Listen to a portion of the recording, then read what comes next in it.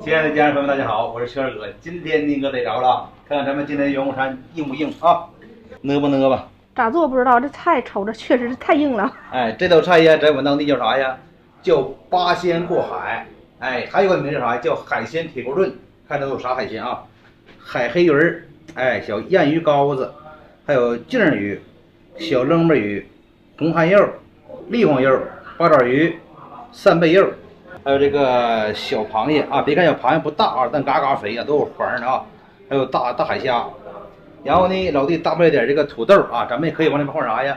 不愿吃土豆可以往里边放茄子，不愿吃茄子可以往里边放这个大白菜叶，都可以啊，就搭配一下就行啊。今天这菜炖完之后，我跟你说，那来吧，小辫都得给它吃飞了。废话不多说啊，咱们现在开做。把锅烧热了啊，咱们加点这个猪油，再放点这个调料油，八角先放锅里边。再放葱姜蒜，咱这个海鲜啊不用焯水啊，因为啥？它特别新鲜。如果不是特别新鲜的，你需要用水焯烫一下啊。直接下锅，螃蟹、大虾都扔里边。这功夫关键点来了，哥姐们啊，咱们得放点啥呀？哎，臭酱啊，就是我们东北这个农家酱。用这种酱炖呢，可能说放那个地方口味儿，是吧，娟儿？对。如果你这地方它不得这种酱的口味儿，你可以用啥呀？用这个袋装的熟酱来做啊。咱东北人爱吃这个臭大酱。对。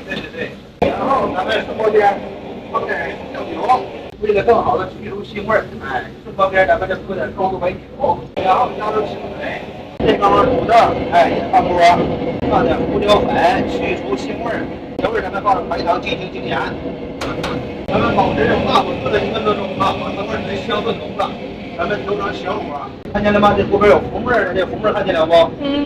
哎，把这浮沫儿往上打一打啊，这浮沫儿不能要啊，浮沫儿特别腥啊。然后咱们盖上锅盖，小火慢炖的30分钟。这小鱼儿啊，咱们炖了30分钟啊，打锅盖看看效果。哎，看一看这汤汁啊，现在所剩不多了，是不是？